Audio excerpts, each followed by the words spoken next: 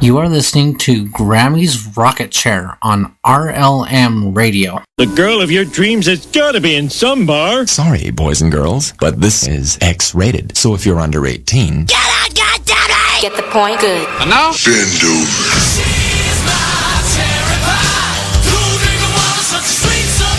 Y'all ready for this? Get it up. Get it up. I can't wait anymore. I like to watch. Whatever you desire. I know you like it. We do it all night long. And now, your host, Grammy. Oh yeah, just when I think Whack-A-Doodle Wednesday means wacky, wacky, wackiness, no, something totally whacked has to happen and just really mess with my wee little brain. Hey there, hi there, ho there, y'all. This is Grammy Mary, and you are listening to Grammy's Rocket Chair here on RealLibertyMedia.com, Channel 3. Also on the RLMradio.xyz site, the RLM TuneIn radio station, and the RLM Internet radio station. And also, if you're curious, it's also on the RLM Spreaker channel. Oh, it's been a while since I've been on here. I need to be retrained. You know, this isn't gray hair, it's mature blonde. Just putting that out there for y'all. Just in case you didn't notice it. Yeah, sometimes that's the way I roll. Okay, yeah, I was having some kind of computer issue, and my malware's bites was being, well, it was biting me in the cybernetic backside. And it was causing all kinds of other hinky-jinky things to be going on. So, trying to shut it down, it really caused some hinky-jinky shit. So, I guess I'm going to have to play with that when I get done. Somewhere between doing my blog and getting ready to go and run the train. Because, hey, it's fair out here in Grammy Land, and I get to run the choo-choo train. No, I'm not pulling a train. That's what Brandon's gonna do, my coworker. I told him about that earlier today, and he went, "Oh, really?" And I said, "Yeah, better you than me." So, let's see who all is here over here on Twitter. I got 350 followers again, and apparently somewhere, somehow, it is National Hot Dog Day. So, take a bite or not. That might hurt. Ouch. So over on Twitter, yeah, 350 followers, stalkers, however you wish to put that. Thank you ever so much, Barman and Freedom's Network and Jabberwocky for retweeting me. Truly do appreciate it, you guys. Over here on Facebook, I see the lovely Miri B is here, as well as Lars. Hey, Lars, how you doing? And, oh, hey, let's see here. What's going on here? My brother-in-law had to go back to Hawaii. I know. Life is hard when you have to go back to Hawaii. He's such a butt, but I love him. And he's married to my sister, which makes it a lot easier for me to love him, I guess. Okay, let's see. So I've done the Twitter thing. I've done the Facebook thing. I'm not real sure who all else is over on Facebook other than my son-in-law. Is also jibber-jabbering. Over here on Freedom's Network, thank you once again, Grimmy, for tweeting me and sharing me. I really, really do appreciate it.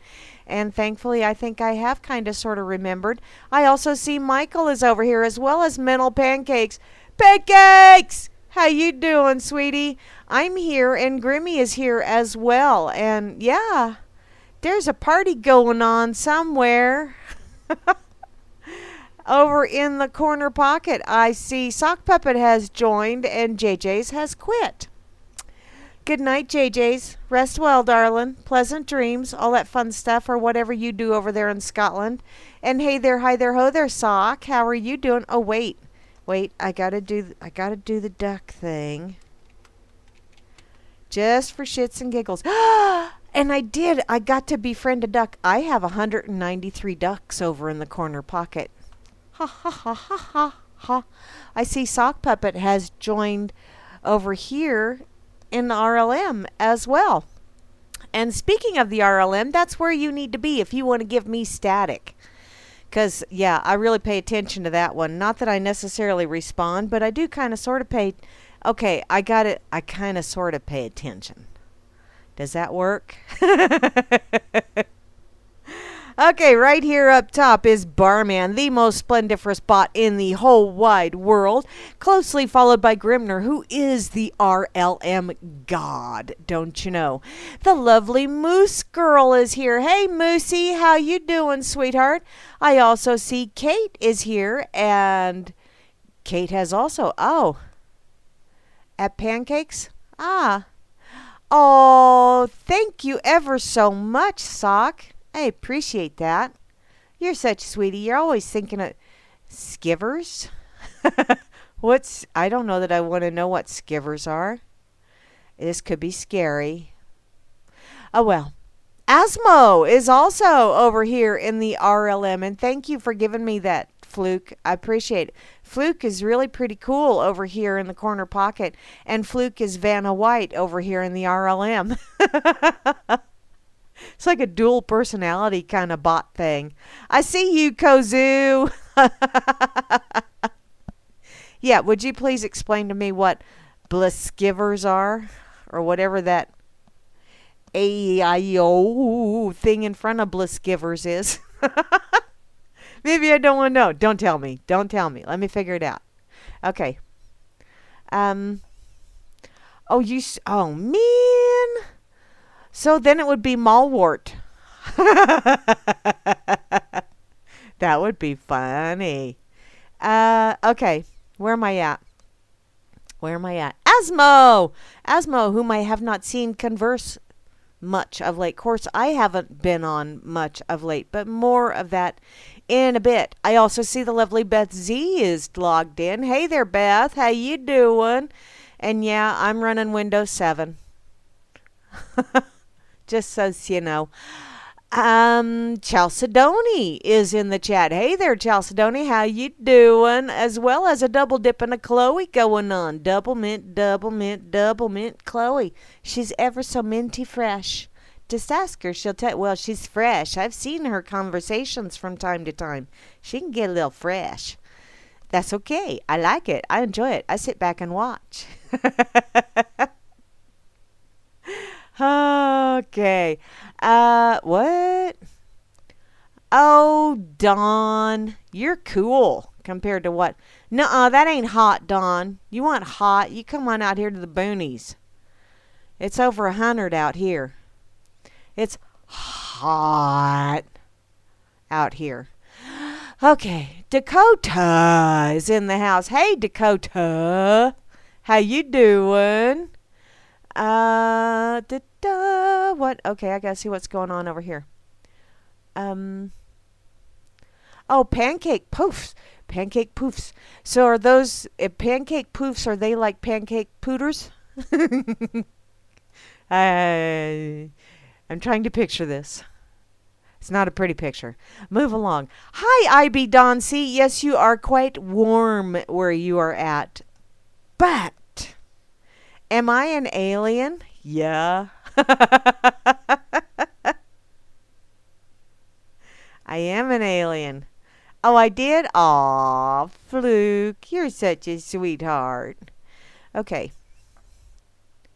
You're on Mindum's 7. Oh, how fun. Okay. Whoa, wait a minute. I know, squirrel. Come on, let me know. Oh, liar, liar, pants on fire. It's hotter than that out here. Sure as hell feels hotter than that out here.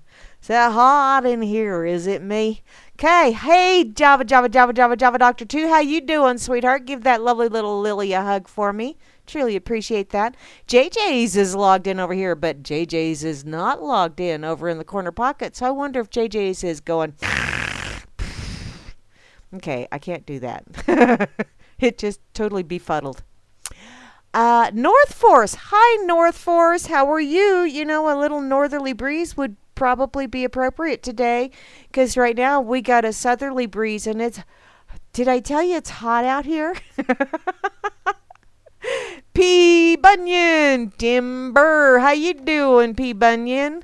I hope you don't have to go to any fires. Those wildfires are not cool. Truly not cool. The X used to do that too, and it's prairie fires. Those things are kind of crazy. I also see RLM Fluke, the Vanna White of the RLM chat. And RLM Fluke does a splendiferous job, don't you know? And Rob Works is here. Did I miss the Puff Puff Pass, Rob? I probably did whilst I was having my little faux pas moments. Tina is hot. Oh, you talking Tina Turner? Tina Turner, even for, yeah.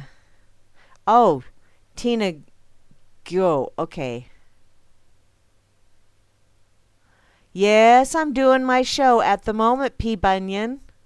Or what passes for a show. I just bullshit with you guys, don't you know? I mean, at least I'm honest about it. As opposed to them, they're politicians in D.C. Trust number one is here, or no one, depending on how you wish to look at that. But I like to do the sound effects, although it's not really, yeah, whatever. Hi, Beetle! How are you, sweetie? Are you all moved in, unboxed, all that fun stuff? I hope so. BTC Bob is in the chat. Thank you, Rob Works. I see that you have fired up the bubbler and passed it around. Okay, let's see if I can continue. No, can't do it. Can't do it. Not even faking. Not even a cybernetic toke. Shit, that sucks. Where was I at? BTC Bob, number one of the Bob triplets that are over here, or is it just twins today? I haven't scrolled down to peek. Colfax 101 is here. Hey, Colfax 101, how are you doing? I also see Dimma, who is brighter than you might think. I also see Frumpy is in the house. Hey, Frumpy, I wish I could be Frumpy, but I gotta, as soon as I get done on the radio tonight and get my my podcast stuff up, I gotta go back into town. 'Cause it's the fair, don't you know? It's the fair. Katy Perry, E.T. Oh, yeah, Katy Perry is an E.T. Okay. Kanye West. Foy. Gooberzilla. Hi, Gooberzilla. I just love that name. I really, really do. Have I told you that before? I really do like that name. Jehovah One is here. Honey, you could turn the thermostat down just a skosh. I wouldn't mind one darn bit, because I think we're in serious competition for that HE double toothpick place. Hi, Juana Taco. That does sound yummy, and I've seen videos, recipe videos, that are like, this looks very yummy. I might have to try that. Ooh. I also see Kozu is over here in the RLM. Hey there, Kozu. How you doing, honey? And Menno Pancakes, which is brain food. And Menno always shares brain food because he's just kind of splendiferous like that. I also see the lovely Miri B from Down Under. How you doing, Miss B? I hope it's not too chilly for you down there. Moy. I hope I said that right. Hi, Moy. She got moy. Oh, that's a really good exercise, too. Seeing as how I don't have Nenson Dubois to exercise because I got Colfax 101. Phantom Link 29 is in the chat. Hey there, Phantom. How you doing? What? Oh, Tom W. My goodness, hun. Wow. Pon Sauce is in the chat. Hey there, sweetie. How are you? And looky there, the lovely rain.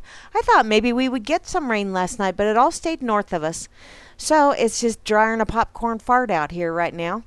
I also see Sock Puppet, who's doing all kinds of way cool stuff over here in the corner pocket. And I'm going to have to check it out here in just a little bit. Okay, maybe I'll just check this one. What is this? A web map /viewer/ what? Oh, active wildfires. Holy crap. None in my neck of the woods. Yay! Thank you, Sock. That's kind of cool. I will be your tour guide, Sock. I've been told to go there so many times that I know every way to get there. And I also take tickets for the tour bus. This could be fun. Hey, I see Stats Bob and Tip Bob, the last two of the Bob triplets, and there's Tom W. Hi there, sweetie. How are you? And to round out the crew, the one, the only, the Vil E _ all those wonderful people over here in the RLM chat.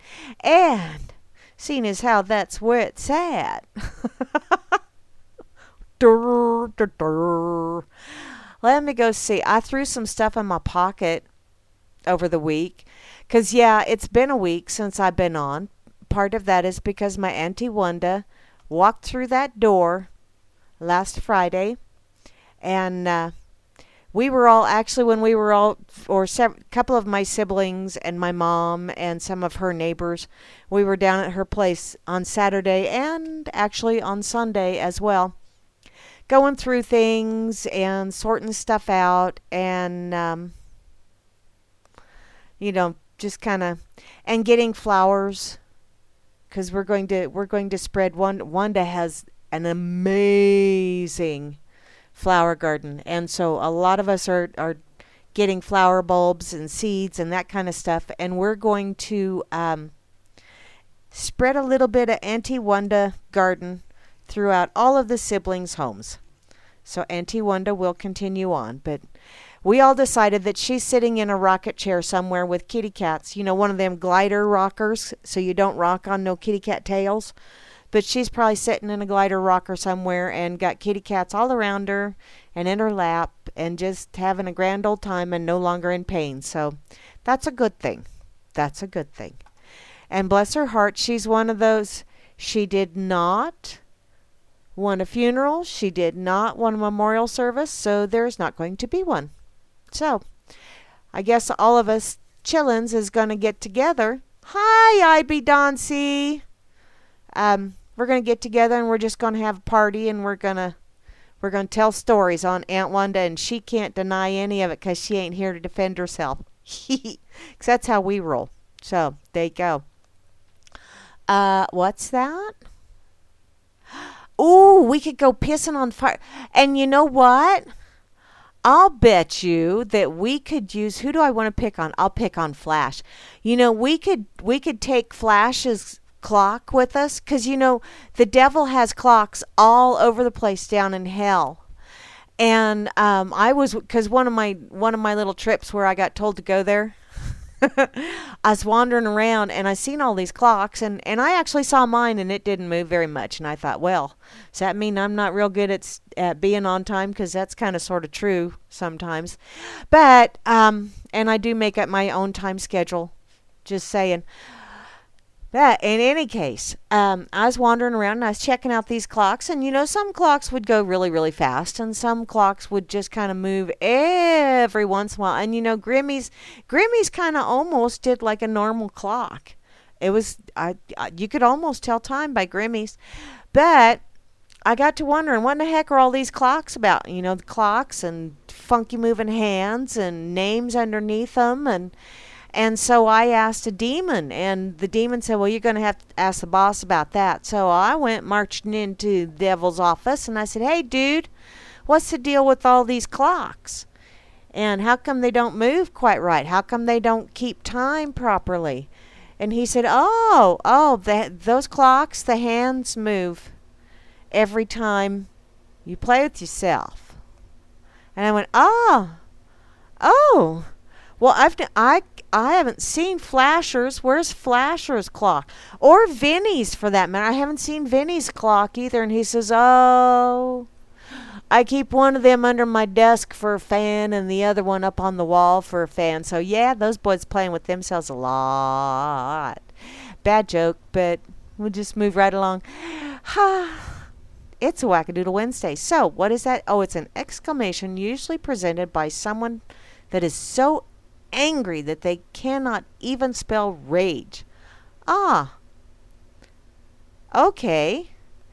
Thank you. I did not know that. So now when I have stutter fingers, I have an excuse. I can just make up a definition and it's all good, right? Okay. That's my story and I'm sticking to it. Oh, I'm not schooling nobody, Sock. Well, maybe I will school some. But. Okay. I saw this over on Twitter just a little bit ago. Actually, before I had to do the whole reboot thingy. I don't remember who shared it on Twitter, who tweeted it, whatever. But it's from attn.com. And it is the high cost of being a medical marijuana patient. The high cost. Wow. So every year, Robin Crawley has to shell out $150 to renew her certification to remain a legal medical marijuana patient in Maine. In other words, it's a little bit of an extortion racket. Huh. Who'da thunk? That's on top of the roughly $400 she spends on the medicine itself each month to treat her post-traumatic stress disorder. Wow, y'all are kind of pricey. Holy shit. Either that or I've been out of the loop entirely too long. The 60-year-old told ATTN that she works 2 jobs and lives paycheck to paycheck and knows of other patients in similar financial situations. You know, if you get the government completely out of it, the price will drop. Seriously, it will. It's not at all uncommon to hear people complain about the high fees that come with being a registered medical marijuana user in a legal state. Because, you know, the government's got to get their little bit, don't you know? It's like the mafia. Only they can legalize whatever they do. The renewal fees vary from state to state. You know, in California, you typically pay about $60 if you're a first-time patient and around $45 for an annual renewal, which is a hell of a lot cheaper than Maine. What's up, Maine? Really gouging people? Is that because you have fewer people in your state that you're gouging people on that shit? And that apparently is on the lower end of the pricing spectrum. Shock, shock. California is actually on the lower end of the pricing spectrum on one thing. In Oregon, patients have to pay a $200 application fee each year. Once again, cha-ching!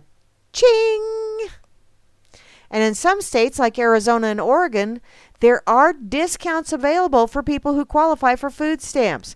So, even so, the theme across medical marijuana systems is that wealthy patients have the advantage, and fees for application and renewals can be prohibitively expensive for low-income patients, which once again creates a black market. Yeah, ain't that just wonderful? So, back when he was living in Arizona, journalist Troy Farah said that he was spending about $300 annually to keep his medical marijuana card up to date, despite the fact that he has a chronic condition. It's a frickin' weed. Why are you having to pay $300 a year to be able to partake of a weed? Last August, I finally gave up and just went back to getting weed from the street, Farah told ATTN, or Attention. It sucked because instead of going to a store, I had to wait around for drug dealers or my friends to be available. And they didn't know the THC to CBD ratio or often even the strain name. Not that that ever mean much anyway, but at least the cost was about the same.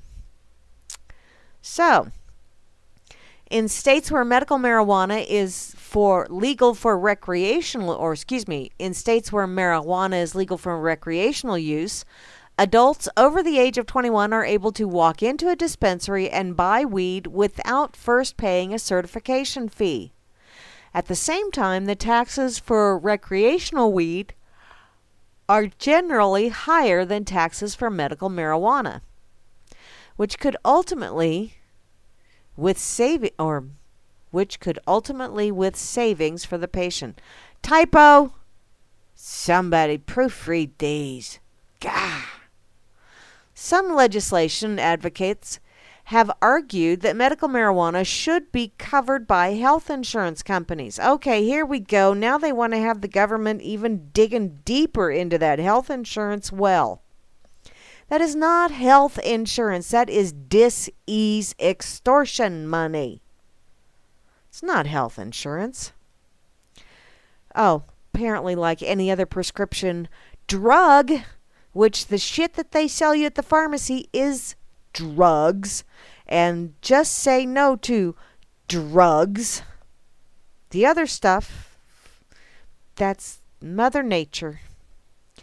But considering that marijuana remains illegal under federal law, single finger salute to those, insurers aren't likely to adopt progressive coverage policies for patients in legal states. This is according to Daniel Short, who is an attorney who specializes in cannabis law at the firm Harris Bricken.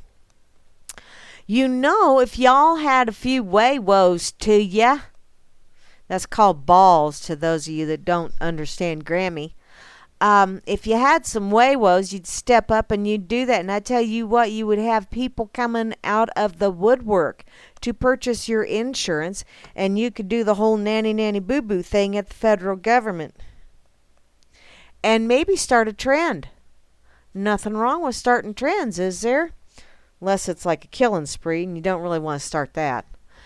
Advocates are concerned because these fees are making access to medical contingent on wealth. And obviously there are concerns there, Short said. That's Short with 2 T's, by the way, because since he's short, he's got to have an extra T. At the end of the day, if a medical cannabis patient can't afford to grow their own, then they're forced to buy it from someone else or receive it as a gift or donation. That's the gift that keeps on giving. If I lived in a state that I could do that, I would. Actually. Oh well, we'll move along. We will move along. What? I heard a motorcycle start up.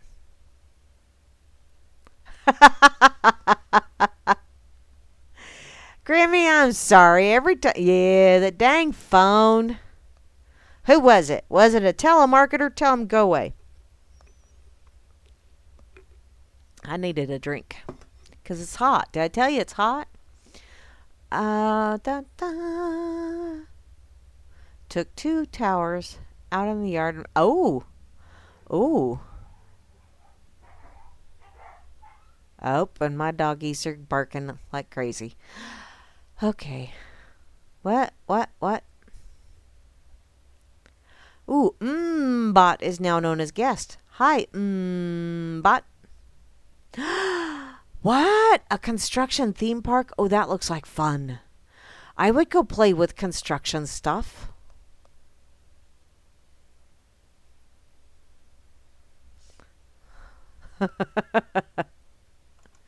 Chi-chis, also known as tatas, out here. Okay, I'm waiting for that to wakey. God, that looks fun. I want to go. I want to go to Diggerland. God, how fun. See what you guys did. Okay. So, I got to put this over here on the effing site as well. Because I'm sure there's somebody over there. Certainly there's somebody over here that does a little puff pass. And I think I know which little emoticons I'm going to use. Because there's this little nurse gal. Oh, someone needing tech help? Ah. Yeah, that does take a little longer than, say, I'm not going to say it yet. I'm not ready to drop an F-bomb yet. Give me time. I will be there shortly. Where is he? There he is. Okay. We'll do that one. Okay. Now that I've shared that. La la la. So how was everybody's weekend? Mine was busy. Come on. Add link. You can do it. Thank you. I know mine was busy, busy, busy. What? Oh, my baby sis.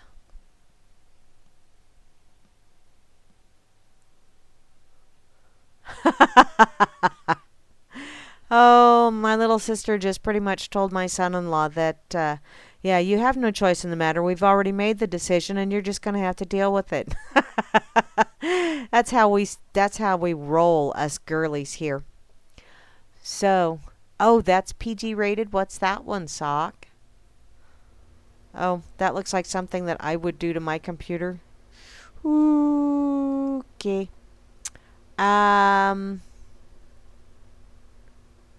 Trump has a 23-year-old daughter named Tiffany who is hot. Oh, really? Okay.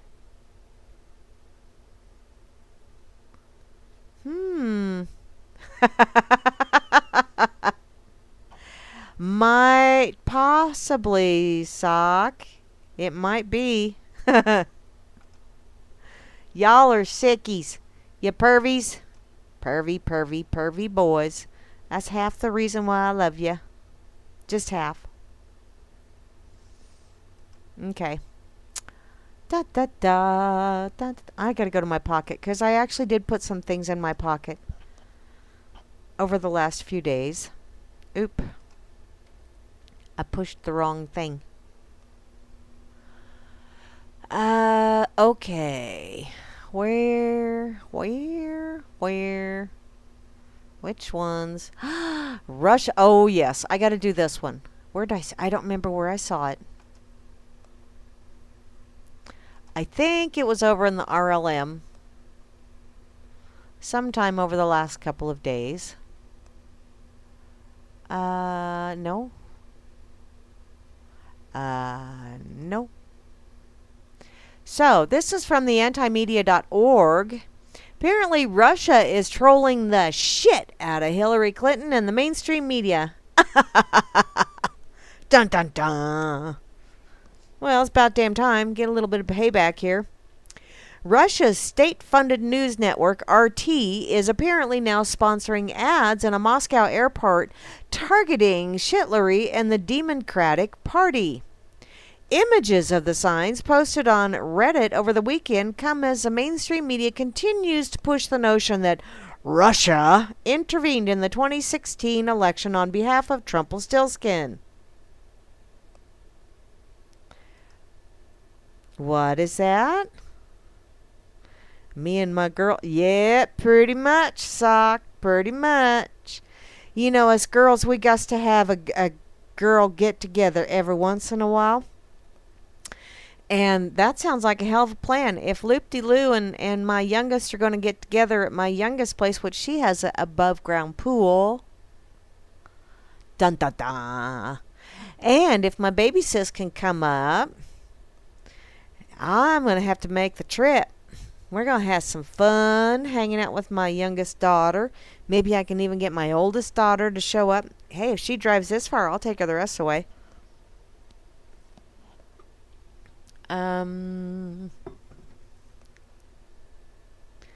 So, yeah, when us girls get together, it's like, wee.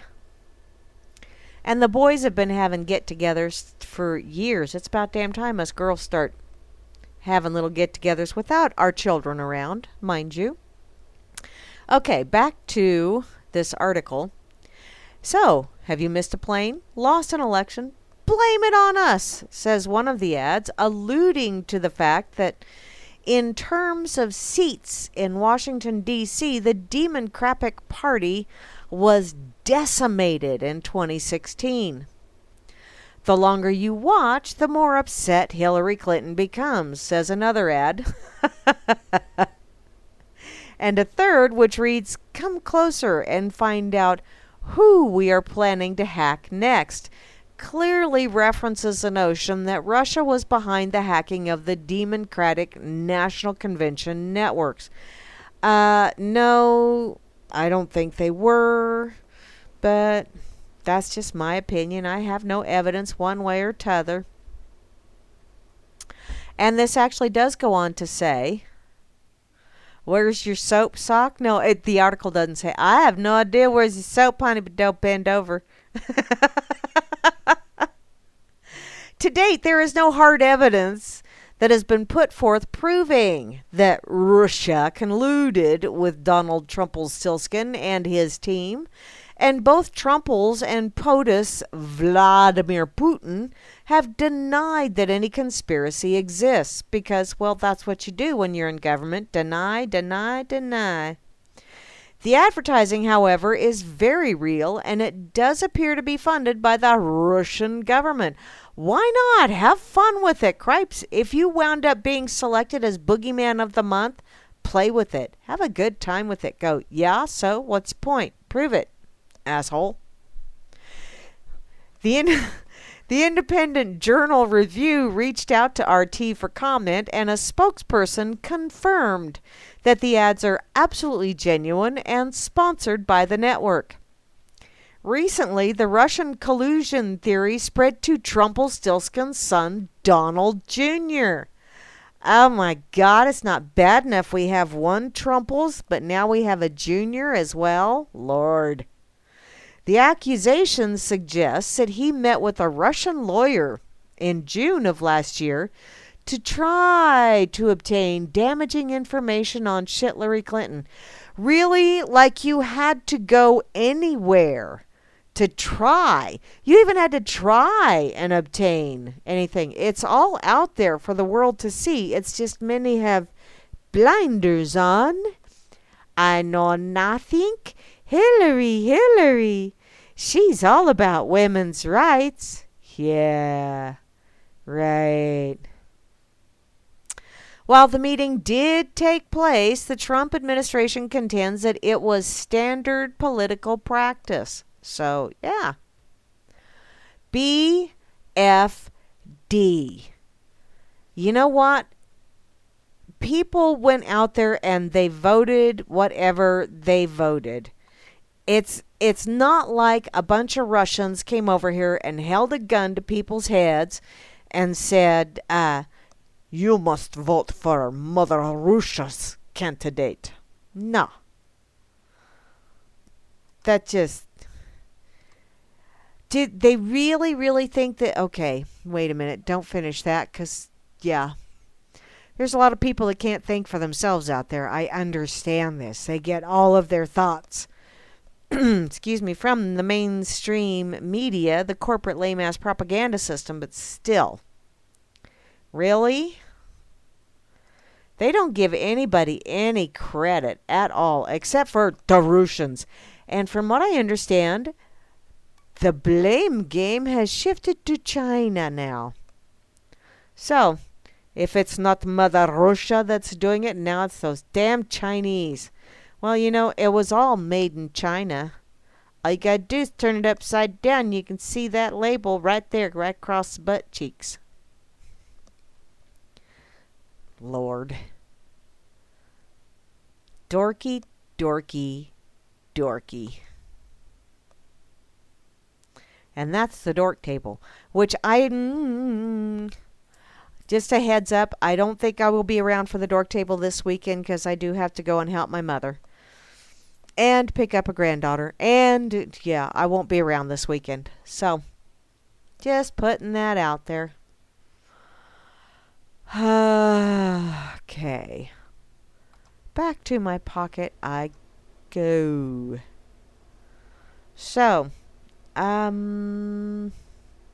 okay. I haven't really done much researching yet, Sock, on different soaps and things, but the family and I were looking up different, taking pictures and looking up different wildflowers that Auntie Wanda had in her garden.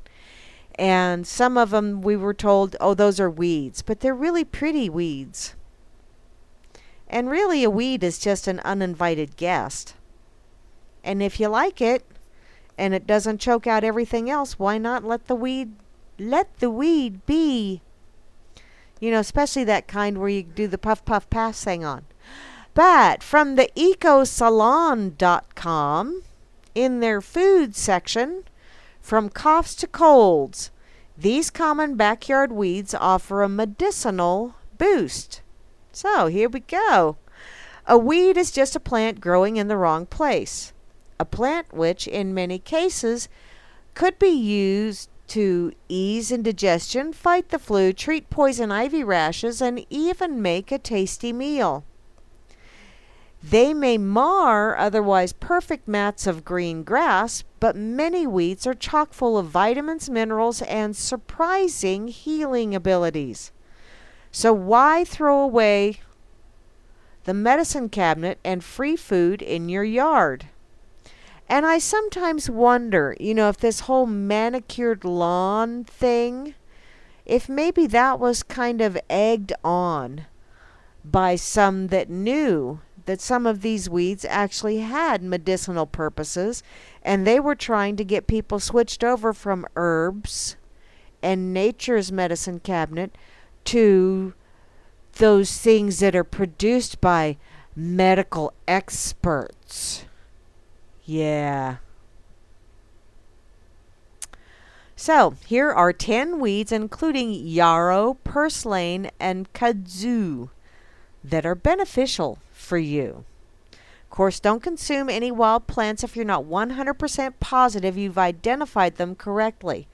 And this article should not be a substitute for good plant identification book, or going to websites that are also very good at identifying. So, with its long, strong taproot, the humble dandelion is no favorite of those seeking a weed-free lawn. But not only does it have rather pretty little yellow flowers, it's a nutritional and medicinal powerhouse. When young, its trademark sawtooth leaves are a delicious addition to spring salads and can also be sautéed as a vegetable. Yes. Oh, thank you, Sock. Yeah. Well, thank you, Sock. I appreciate that, hon. Okay. Matter of fact, I'll just go ahead and share this link real quick so y'all can play along if you wish to, or read along. And I had James and Amy were over the weekend as well. Actually, they came over while I was down in at my auntie's helping my mom and some siblings, and they put up a backyard light or an outside light for me, and they fixed my basement window that was leaking, and James fixed my lawnmower, and let's see, what else did they do? Oh, they changed out my pressure tank. So yeah, they did all kinds of wonderful things for me. Bless their hearts. They're absolutely amazing. Amazing kids. So, oh. Whoa, that's kind of creepy, Rob Works. So, I'm going to get back to the missing 2 minutes. Ah. No, dandelion tea ain't bad. So, back to this. Okay. Sauteed as a vegetable. So, they're rich in vitamin A, vitamin C, folate, and calcium. And the flowers are also edible. If you let your dandelions grow strong and proud, you'll end up with large roots that can be harvested and dried as a medicinal supplement. Used commercially in many detox formulas, dandelion root acts as a powerful diuretic and kidney and liver cleanser. So, if you have dandelions showing up in your house or in your yard, and you don't want to have them spreading like crazy, go out there and clip the flowers before they go to seed. Not that big of a deal, and then you can use the flowers. Chickweed is a starry white flower with cleft petals, dainty pairs of fuzzy green leaves and purple stems identify the star chickweed plant, which, along with its relatives, common chickweed and mouse chickweed, is a great source of vitamin A, vitamin D, vitamin B complex, and C. It's also packed with minerals like iron, calcium, potassium, and zinc. Chickweed has a delicate corn silk-like flavor when eaten raw and tastes like spinach when cooked. Chickweed can also be finely chopped and applied externally to soothe irritated skin. An infusion made by steeping 1/4 cup in a cup of boiling water for 15 minutes has benefits similar to dandelion root. So there you go. Yarrow is a tall and stately flower. It bears fuzzy fern-like foliage and bouquets of tiny white and yellow flowers, and some of its other names include nosebleed, staunchweed, and bloodwort.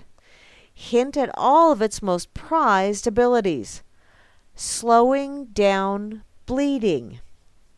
Found in meadows, pastures, and roadsides across America, yarrow has long been used in herbal medicine, not just for wound care, but to increase appetite, ease indigestion, and fight colds and flus.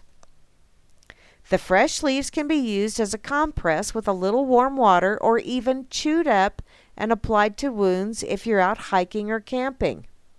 A teaspoon of dried leaves added to a cup of boiling water and allowed to steep for 10 minutes is said to reduce fever and help clear the sinuses. Stinging nettle, which I think I have some of that in my yard. I didn't realize that's what it was when I was pulling it and cussing it, because, yeah, I've been doing a lot of weed pulling and cussing of late as well. It looks harmless enough, but once you make the mistake of touching stinging nettle with your bare hands, you'll never do it again, unless you have arthritis. This plant, often found growing near water, has a piercing sting with a tiny needle, or tiny needle-like hairs infused with several painful chemicals. And yeah, okay, I think, nope, that's not in my yard, but I have pulled that down at my mother's house. I do remember that feeling. Not fun. But once it's cooked, soaked in water, or dried, the fibers are disarmed, and the plant can be used both medicinally and as food. Anemia, internal bleeding, eczema, bladder infections, prostate enlargement, and bronchitis are just a few of the conditions that are often treated with nettle in dried leaf, tincture, or tea form. But believe it or not, some people intentionally apply raw nettle leaves to arthritic joints to relieve pain. Scientists believe that it reduces levels of inflammatory chemicals in the body, interfering with pain signals, which a lot of times pain is caused by inflammation. Most times pain is caused by inflammation. So if you remove the inflammation, not only do you no longer have the puffiness, but it also relieves the pain. Double bonus. Even if you don't want to eat it, nettle can be a big help in a surprising way, as an extremely effective liquid fertilizer for the garden. So, get an easy tutorial on its preparations from seasonalgardener.com. Now, jewelweed, which I think is a rather pretty and yet unusual looking flower. If you make the unlucky mistake of brushing up against some poison ivy, don't wander off. Your savior is likely just a few yards away, because jewelweed, often grows in the same areas as poison ivy and can be used as an antidote. A substance called lawson is in jewelweed, actually binds to the urushiol oil, which is the component in poison ivy that's so irritating, and it prevents it from binding with the proteins in your skin. Booyah! Bonus! Jewelweed is typically the main ingredient in poison ivy soaps and creams, but you can simply chop up some of the stems and leaves and boil them until the liquid is orange, and then freeze the strained liquid in an ice cube tray for quick, soothing relief. How cool! Huh.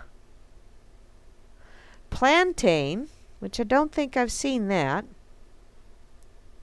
It's not exactly pretty, but for the plantain growing out of the crack in your sidewalk or the edge of your garden bed, it's what's on the inside that counts. This perennial weed, different from the banana-like plant of the same name, has a low-lying rosette of dark green oval leaves and cylindrical flower spikes, which produce seeds and seed husks, used as the main ingredient in psyllium laxatives. Is that how you pronounce that? Psyllium. Wow.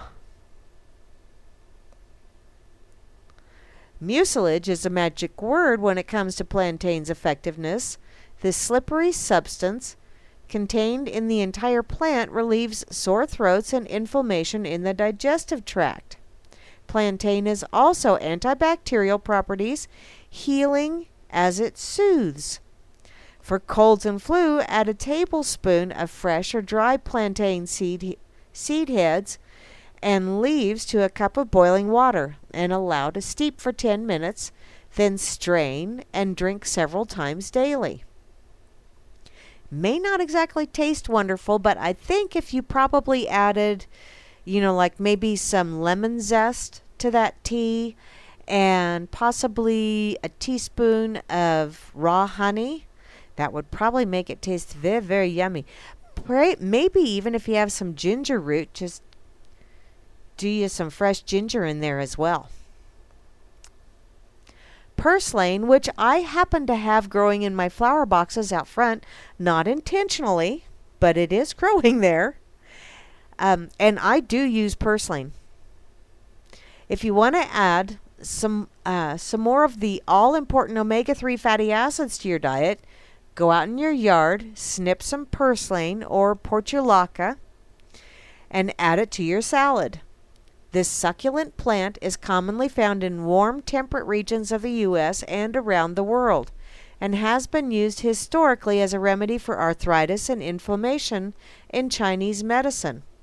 And you know what? When you pluck the leaves, especially when they're young, and they still have quite a bit of liquid in them, just go out there and pluck the leaves and sprinkle it over your salad, and it adds a peppery taste to your salad. And they're crunchy. It's yummy. Purslane has more beta-carotene than spinach and can be used in much the same way in salads, pasta dishes, burritos, stews, just about any savory dish. And it has a juicy, chewy texture and a mild sweet and sour flavor, which I think the leaves are more of that may be, if you do the stems and all. But I personally like the leaves in my salads. Peppergrass is found in fields and roadsides in virtually every state of the Union and much of Kanakistan as well. Peppergrass is in the mustard family and has a flavor similar to that of arugula. Sometimes called poor man's pepper, peppergrass leaves can be eaten raw or in salads, or used to season soups and stews, and the peppery flavor diminishes with cooking, so added at the last minute. Now, mullein, which is what I thought was growing in my Uncle Tommy's yard, but no. Oh, hey, wait a minute, it is. It is what's growing in my Uncle Tom, and he told me I could go over and dig it because he's wanting to put roses there. So it's like, I was so excited. So if you have bronchitis, one of the best things you can reach for isn't in your medicine cabinet, but growing outside your window.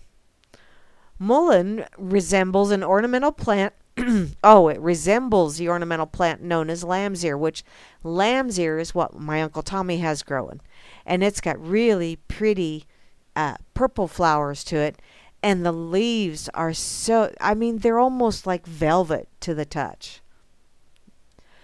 It has soft, fuzzy leaves that grow in a rosetta pattern and tall stalks of flowers that can be yellow or white. Well, and the lamb's ears, well, at least Uncle Tommy's, are a very pale purple. Mullein leaves are an expectorant, stimulating coughing to clear the congested lungs. The dried leaves can be taken as tea or in capsules to treat a number of respiratory ills, including asthma, and oil made from the flowers is a natural remedy for ear infections. See, and you just thought they were weeds. Now, kudzu, which, that stuff is very, very, very tenacious and invasive. Anyone who has ever taken a drive through the South has seen the tenacious beast that is kudzu.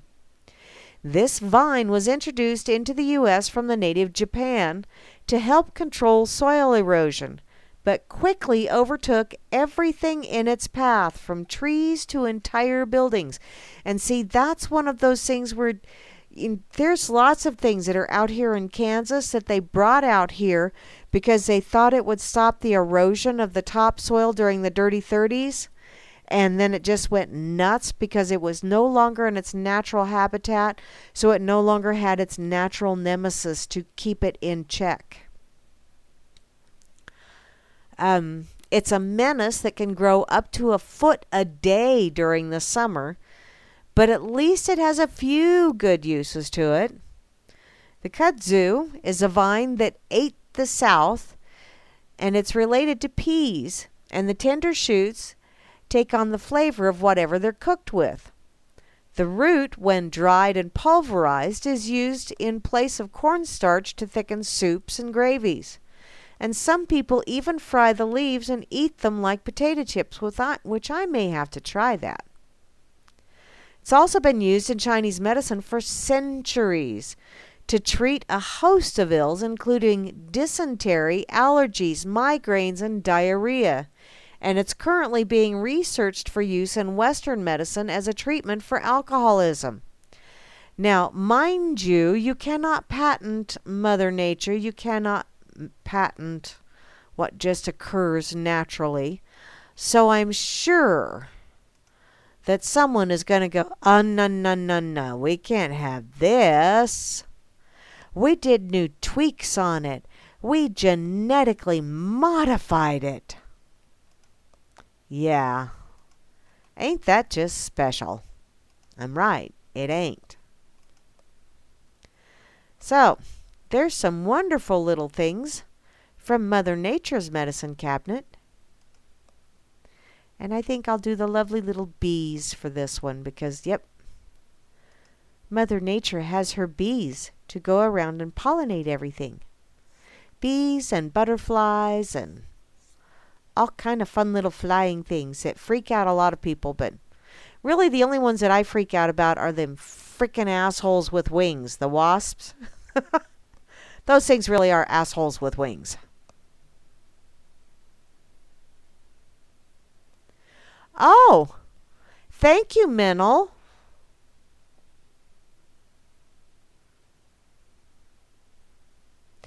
Oh, you put plantain into your baked potato? How cool is that? Now, I hadn't thought of that. Huh. Huh. Okay. And seeing as how I'm on weeds and such, I'm going to lamb's ear.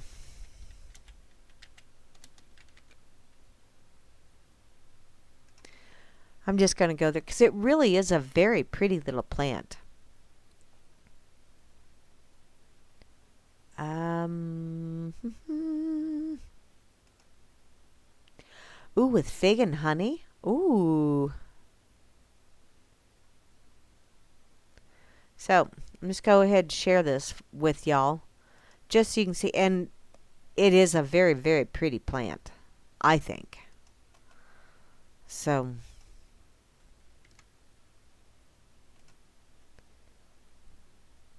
now I'm going to go back to my pocket because not only am I giving you things that are helpful, I don't remember where I saw this one, but it was a day or two ago. I think maybe it was on, it was on Facebook.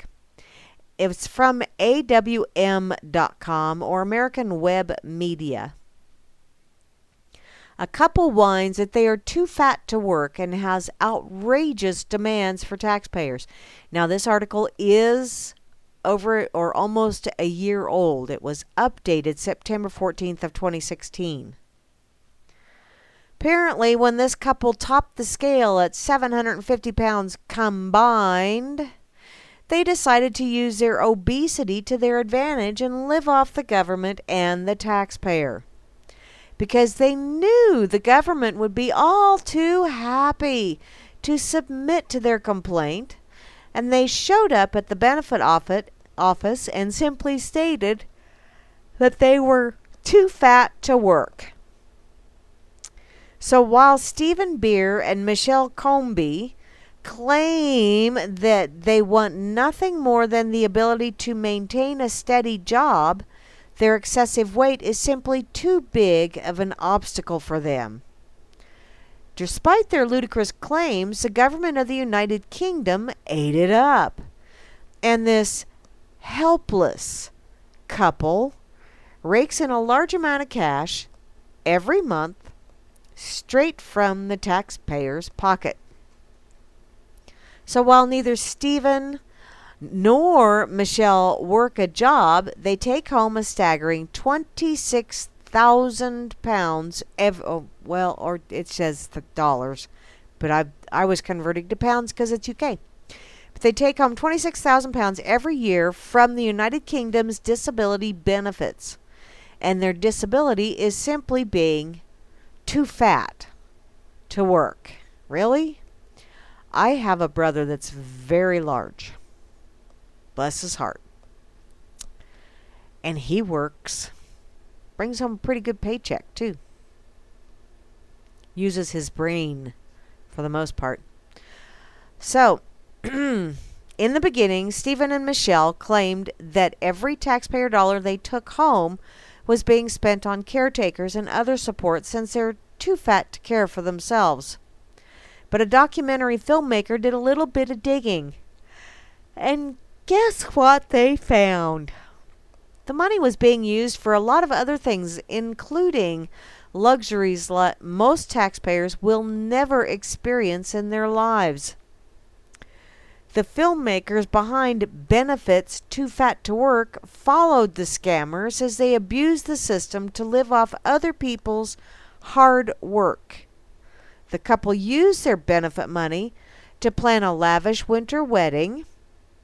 The money was supposed to be used on caretakers and other medicinal or medical concerns, but instead went to extreme selfish luxury. According to the documentary, the too fat couple spent more than $4,000 of their benefits on their dream wedding, which included a duck plate, ornate decorative fixtures, expensive invitations, and buffet-style catering for a wedding party. Beer and Comby live off taxpayers, and they get to have a bountiful lifestyle without needing to work, which, that's an attitude problem, that there are entirely too many people out there that go, oh, when really what these people need is a boot in the backside and told, you know what? You should be thankful that you are at least above ground. Now, don't be such a slug. Because some people do it because they can. There are some people out there that, yes, they truly do need assistance for one thing or another because life has not necessarily been kind to them. But when you abuse it, yes, I'm making a judgment call here.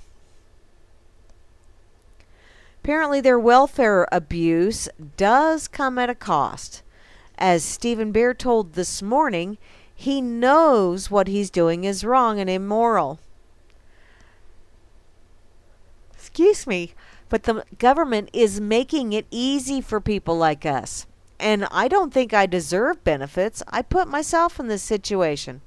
And I'm trying to sort myself out. Well, the best way to sort yourself out is quit sponging, dude. Although Beer knows he doesn't deserve benefits, he is still happy to take as much money as the government is willing to give him for being too fat to work. So, is that right? I don't think so. He claims companies won't hire him because of his weight. But that seems like a lie. He states that he is working diligently to convince prospective employers that he is the man for the job, whatever job they are willing to give him. I don't know. There's also a video attached to this. It's like, once you get busted going out there and saying, but I'm really trying. Really, I am.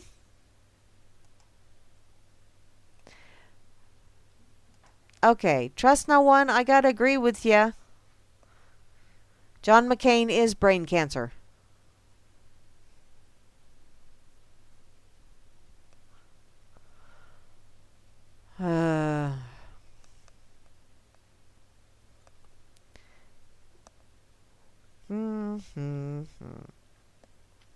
Is somebody taking your ducks, sock puppet, besides me?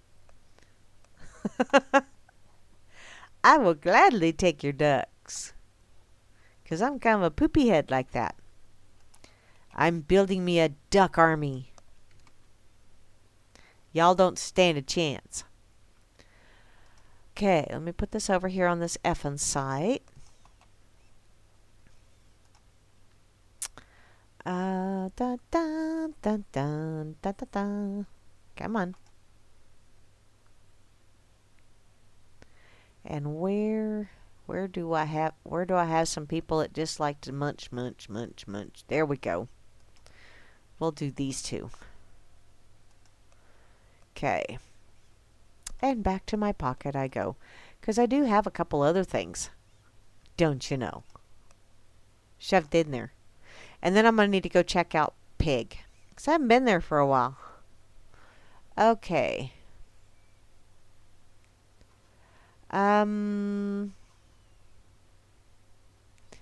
Okay, this one, I had to share it over on Fakey Book in the family page because, yeah.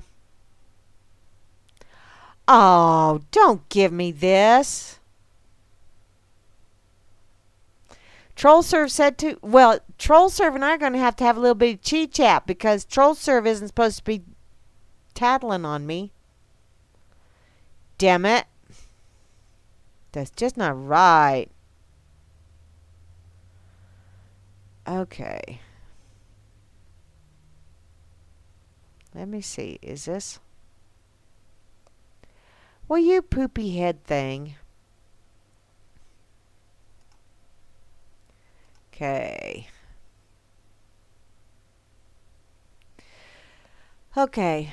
I clicked on View Original and it took me to a frickin' Yahoo page where it was shared. So, apparently a plane landed and evacuated after a fart, making passengers ill with nausea and headaches. This is by Andrew Buckholtz on thecomeback.com. Apparently air travel delays happen for all sorts of reasons, but landing and then evacuating an entire plane over a fart feels like a new one. That's what reportedly happened in Raleigh-Durham International Airport on Sunday, though, with a plane being landed and evacuated after passengers became ill, and the reason later being attributed to passed gas. So, here are some of the details from the local affiliate. Apparently, a person who passed gas on an American Airlines plane on Sunday afternoon forced all passengers off the jet, an official said. The incident happened when passengers on the flight became ill with nausea and headaches, according to a spokesperson with Raleigh-Durham International Airport, which, yes, you were flying in a metal tube with enclosed air that just keeps getting recirculated. So, wow, if somebody ate something that crawled inside of them and then died later, and then they kind of blew intestinal kisses out, I could see, like I have a sister-in-law that can clear a room and nothing flat. Airplane, you ain't got nowhere to run to. The flight, which was not identified by RDU officials, landed at the airport around 4 p.m. when the incident was reported. Did I say Andrew Buttholes? I don't know. Let me see. Buckholtz. All the passengers were taken off the plane, and after the incident was investigated, it was determined that a passenger passed gas, the official said. So, that's quite a reason to land and evacuate a plane. And it sounds like quite the fart as well. So, whoever did it,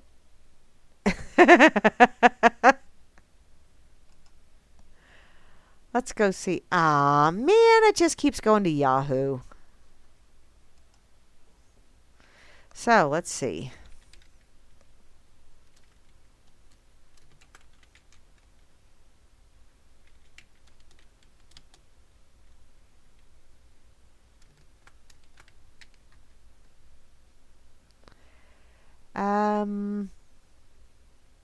Okay. Here we go. My fox ate. Wow. Apparently he ate something more noxious than a fox.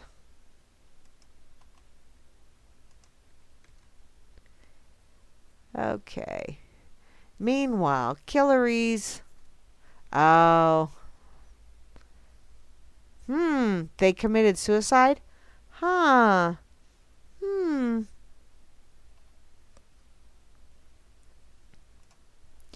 Yes. Okay.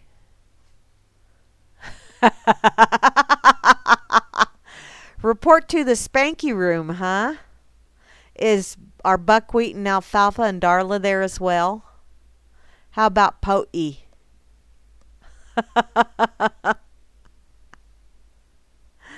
Oh, yes. I'm going to continue stealing your duck sock puppet because I can. That's just the way I roll. Ha ha ha ha ha ha. Okay. Gotta check. I have some notifications, so I gotta go check it out. Ah, my baby girl. Just shared this. Believe in yourself still. Because sometimes the last mistake and regret leads to the next miracle and reawakening. Ah, well, thank you, sweetheart.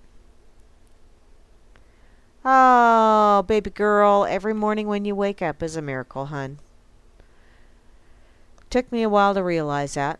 You'll get there. Maybe, possibly, hopefully. Hopefully. Okay. Close that. I'm gonna... What? What?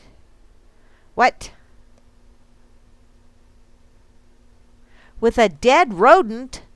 Ew! Fluke? Damn it. Dude, that's just wrong. You and me, we gonna have to go around behind the woodshed. Hal Anthony just happens to have a spare can of whoop ass. I'm gonna open it up on yo ass. Because all I got to do is say, Hal, Fluke's picking on me. Can I borrow some whoop ass? And he'll let me. Because Hal's like that.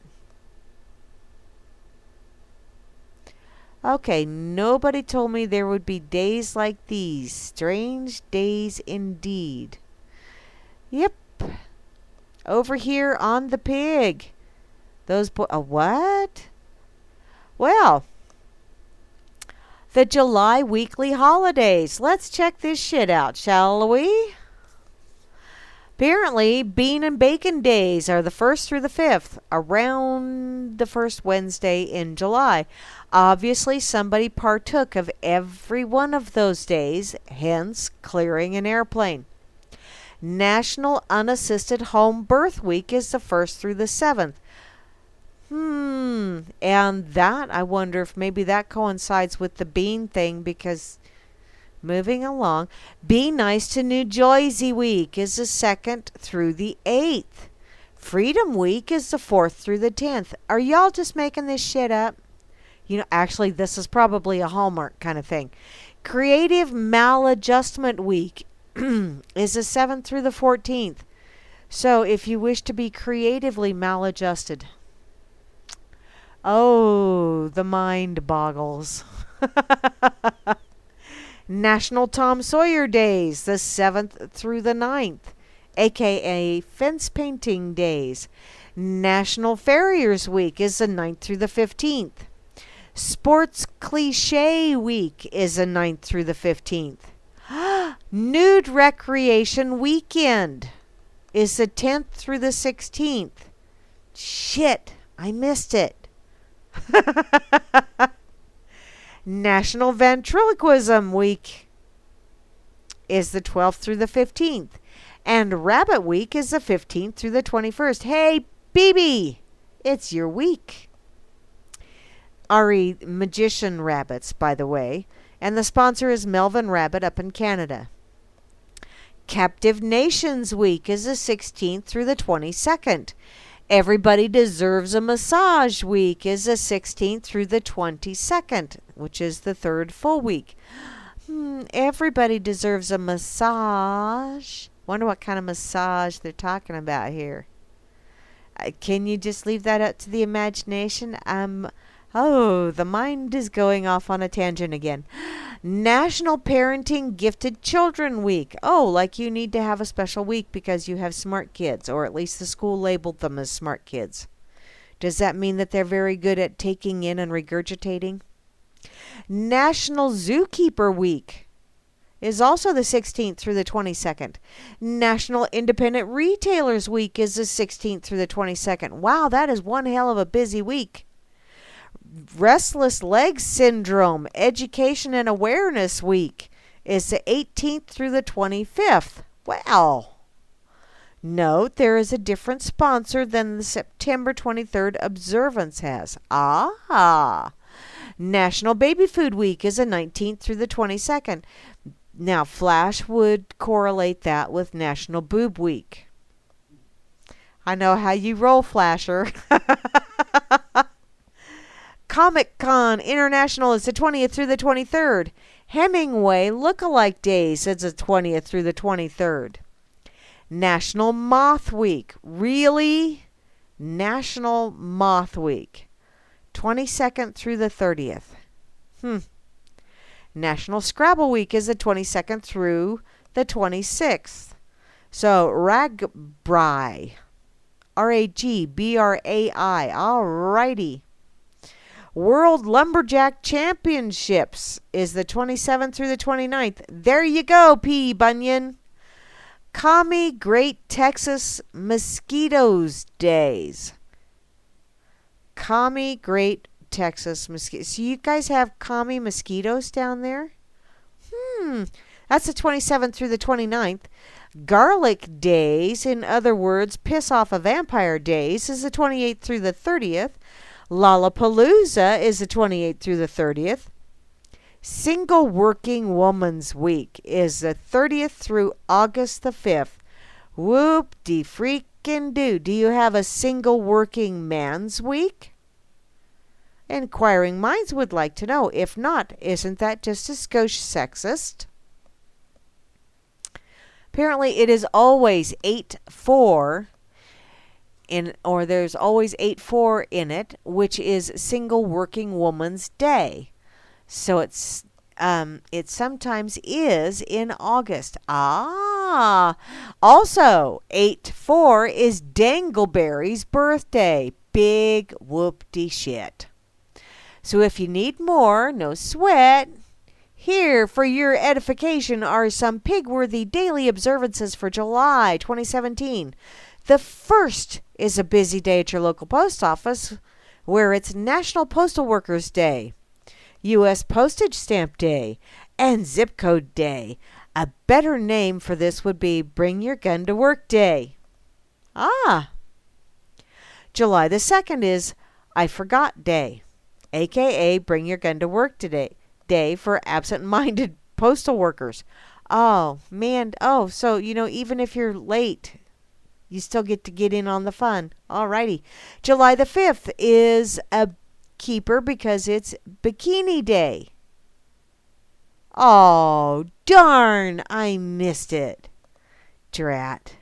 July the 6th is a mixed blessing, International Kissing Day or World Kiss Day, plus Take Your Webmaster to Lunch Day. I'm not kissing that computer geek. Oh, really? Who wrote this? Hambo or Porcus? Because, yeah, that would be just creepy. July has numerous food-related days, such as Fried Chicken Day on the 6th, National French Fry Day on the 13th, National Hot Dog Day on the 19th, National Chili Dog Day on the 27th, for those of you that wish to clear a plane at the end of the month. National Lasagna Day is the 29th, Cheesecake Day is the 30th, plus National Chicken and Waffles Day is the 30th. By far, their favorite is July the 11th, which is Chick-fil-A's Cow Appreciation Day. It's the second Tuesday, so dress like a cow and get a free sandwich. Damn it, I missed it. July the 14th is International Nude Day, an occasion replete with the good, the bad, and the ugly. July the 17th, which is Buttichoey's birthday, is National Get Out of the Doghouse Day. See, Choey? Or no, that's nephew Kenny's birthday. The 16th is Joey's birthday. July the 23rd is Hot Enough for You Day. It was today. July the 27th is the captivating Barbie in a Blender Day. Oh, how funny. Well, okay, that's pretty much all of those. So the picture of the day. Do I want to see the picture of the day? The new president of Taiwan, 59, has never been married, and when asked why, she replied, "I won't buy the whole pig just for a sausage."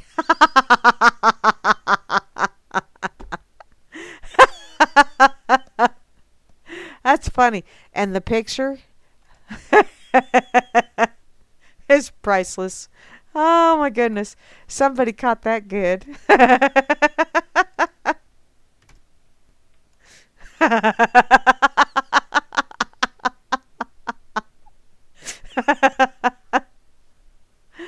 Okay. Mine is the 3rd, hon. Not of July. The word of the day is smartphone. Damn inanimate object, anyway. It's a terror of technology that removes the human who is possessed by it from the process of living his, her, or its own life. It also likes to give me an awful lot of grief, especially with that autofill, and especially when I'm trying to text someone really quickly so that I can get back to whatever it was I was doing. And then after I push send, I look at it and go, that makes 0 sense whatsoever. What the fudge? I said fudge, not the other one. Not yet. I might make it through a whole day. Ha ha ha ha. Quotable quotes. A boombox babbler said that there are two types of people on the left: the victims and the offended. Truer words, truer words. Thank you, Hambo. Now, this date in history. Oh my goodness. Y'all need to go over to pigazette.com because you scroll this. Apparently, this month is National Sweater Puppy Month. And they believe it's time to salute those humanitarians who, on a daily basis, give oppressors the will to carry on when faced with the unrelenting caterwauling from the properly hyphenated. Pig wants to spearhead the campaign to make this appreciation observance a permanent fixture on our calendar. If the women can have a day dedicated to their nads, horn dogs demand something in return. So a National Sweater Puppy Month with Kate Upton as the poster wench. All right, you guys. Go for it. Whatever. But there is somebody showing sweater puppies, so if you go over to the pig, you'll get an eyeful. Dang. This date in history, the 19th of July, 1553. After 9 ignoble days, England has all it can stand of its 15-year-old queen, Lady Jane Grey. Your teenage cookies don't fit the throne. Get outta here, wench. This day in history, the 19th of July, 1860, the unrivaled queen of traditional family values, Lizzie the Axe Borden, joins humanity. Doctor swears her first utterance was whack, which is very appropriate for Whack-A-Doodle Day, don't you think? This day in history, the 19th of July, 1898, a steaming Marxist load, Herbert Marcuse, the rat bastard who is reputed to have invented the political correctness plague, stains humanity's skivvies. Thanks, Herbert. First name's quite appropriate, Herbert. And finally, this date in history, the 19th of July, 1990, after it was turned down by such places as San Clement's, the Tricky Dicky Presidential Library and Birthplace sets up shop in Yorba Linda, a.k.a. Tricky Dicky City, Mexifornia. Well, are we thrilled? Spitless? Don't know about that. Let's see. What y'all got going here? Full retirement. Oh, you're talking about, okay. Sweet.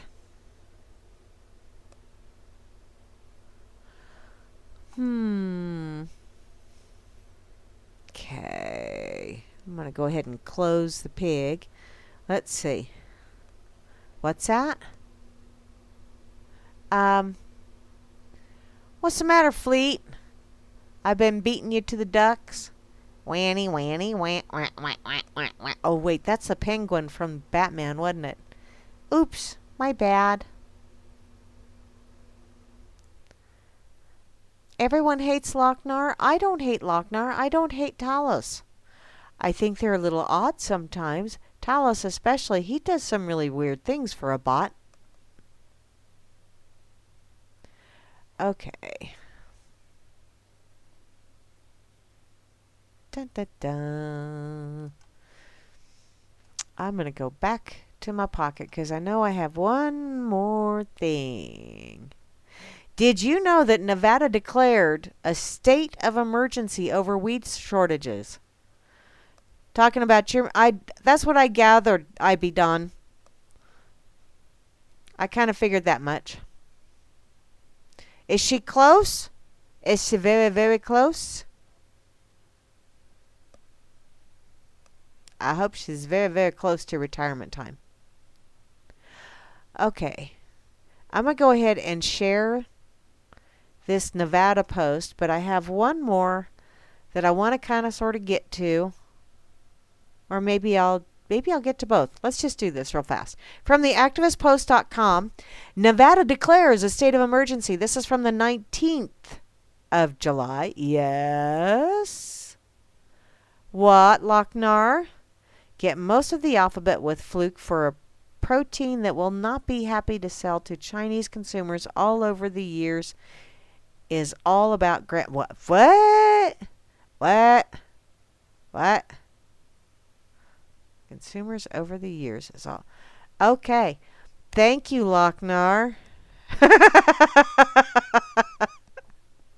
And I thought, okay.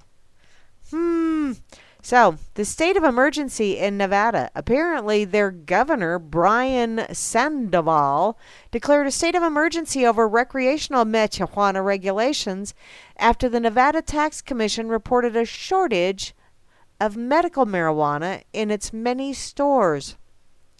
The Nevada Tax Commission stated that it will consider implementing emergency regulations on July 13th to provide a stronger structure for marijuana distribution to retailers. These new regulations would also allow the liquor wholesalers to get into the marijuana business. So let's regulate it a little bit more and collect a little bit more revenue. Win-win for the state. Based on reports of adult use marijuana sales already far exceeding the industry's expectations at the state's 47 licensed retail marijuana stores, the reality that many stores are running out of inventory, the department must address the lack of distributors immediately.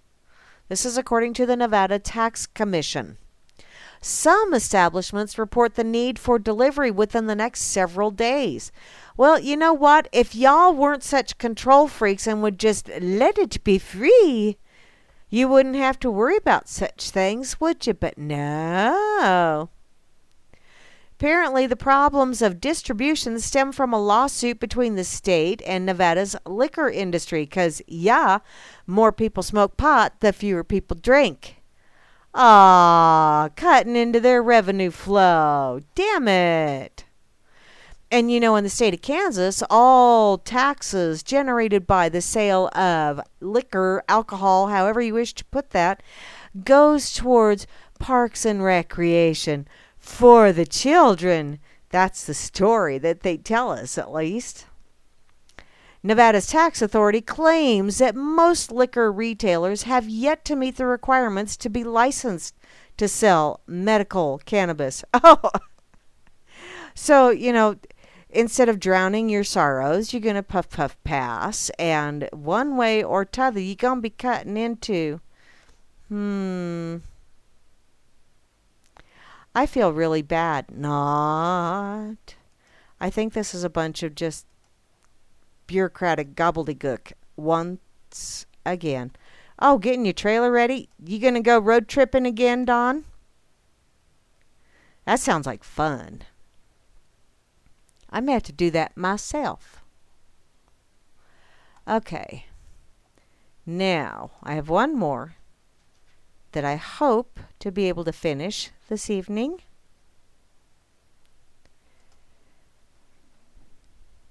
The 7 differences between religion and spirituality. And this is just kind of the top 7. Like a David Letterman kind of thing, only better. So, here we go. The 7 differences between religion and spirituality will help you understand what spirituality actually is. Religion makes you bow, whereas spirituality sets you free. Religion tells you to follow an ideology and obey certain rules or you'll be punished otherwise.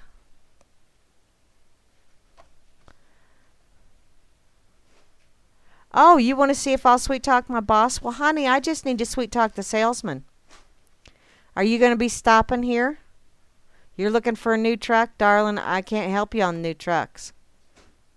But I can talk to my salesman. Yes, Dawn. Oh, you're not going in the RV? Oh, okay.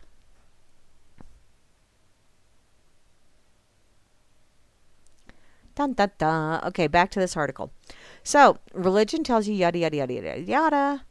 Spirituality lets you follow your heart and what you feel is right. It sets you free to be what you truly are without bowing to anything that doesn't resonate as right with you, nor to anyone, because we're all one. Which is kind of a way of telling you that, spirituality is a certain way. That's kind of a telling you how to be kind of thing. At least that's the way I'm kind of seeing it. Religion shows you fear. Spirituality shows you how to be brave. Religion tells you what to fear and tells you consequences. Spirituality makes you aware of the consequences but doesn't want you to focus on the fear. It shows you how to stand despite being afraid, how to move on, doing what you feel it's right despite the consequences that may come. It shows you how to act on love and not on fear. Okay, I don't disagree with that one. Religion tells you the truth. Spirituality lets you discover. I don't know that I believe that religion tells you the truth. Religion tells you what they want you to believe is the truth. That is probably how I would word that. And hey, guess what? Religion tells you what to believe and what is right. Spirituality lets you discover it by yourself and understand it in your own unique way. Okay, there is a definite difference between those two as well. Religion separates from other religions, whereas spirituality unites them.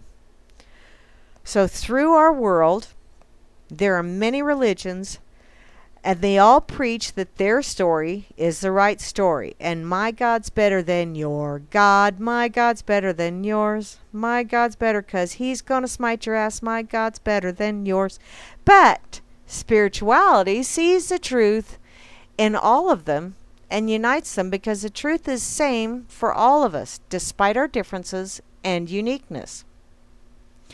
Okay, I don't know that I necessarily believe that there is the truth,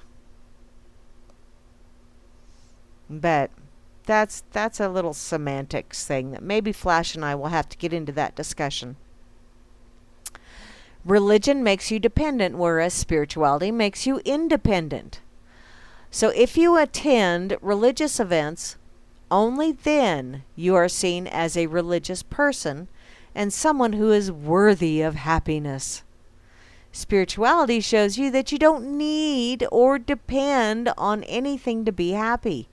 Happiness is always found deep in ourselves, and only we are responsible for it. That I do wholeheartedly agree with. We are responsible for our own happiness. Religion applies punishment, whereas spirituality applies karma. What? Oh. A 10.2 liter big blocks? Yeah, I don't know if I could fit that in my pocket. So I don't know that I could even fit that in my purse.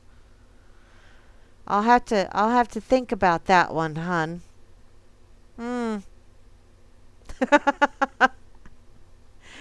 Apparently, religion says that if you don't obey certain rules, there is punishment that awaits us, which relies on our belief. In other words, if you don't behave yourself now, you will be eternally damned.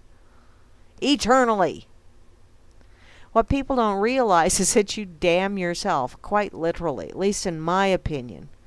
And you have to deal with the repercussions of reliving over and over and over until you figure out just what the hell you did to screw up and how to make it right. Whereas spirituality lets us understand that every action has its reaction and realize that the punishment of our actions will be the reaction coming from the actions we set into motion. Which that's kind of sort of same thing I said. kind of, sort of. Okay, and lastly, religion makes you follow other journey, whereas spirituality lets you create your own. The foundation of one religion is the story it tells about a god or gods, their journey to enlightenment, and the truth they have discovered, making you follow their steps. Spirituality lets you walk your own journey to enlightenment and discover the truth in your own way, following what your heart tells it's right, because the truth is always the same no matter how you get to it. So every religion came by spirituality, but the journey through which one person became God. The details of the story are not important, they just help the character discover the truth. What's that? Are you heading out, Mental? Be well, sweetie. Thank you for showing up. I really, really do appreciate it. Been a long time no see, darling. Okay, so go ahead and share this real quick. And then, what else you guys got going over here? Oh, you want that one. Go huge or keep your ass on the porch. So which engine is this, sock? That you seem to think, no, that would not fit in my purse, honey. No. Sorry. You're SOL. I don't think I could even drag that bad boy. Okay. Dun dun dun. Da da da. Let's see, do I have one more and that's it? Maybe, possibly, almost, kind of, sort of. Did you see the Oregon Live post? This is actually from March of this year. Apparently, there are anarchists in Portland that are patching potholes in the street. There is a group working anonymously and with one wearing a mask in photos only claims to have patched a handful of potholes on Southeast Salmon Street during an outing in late February. But an administrator on a Facebook page said that the group is planning more actions. Part of the motivation, the group says on its Facebook page, is to squash perceptions that anarchists only break windows and block roads. As anarchists, we seek to bring about a society in which coercive hierarchies such as government and capitalism no longer exist. This is according to a member of the group that told the Oregon Live in an email, to be exceptionally clear, anarchists do not desire chaos. We desire freedom and equality. And on that note, I'm going to share this link with you. And then I'm going to prep myself to get the heck out of here. I know I started a little bit late, but computer issues being as they are. Y'all been listening to Grammy's Rocket Chair here on RealLibertyMedia.com, Channel 3. Also on the RLMradio.xyz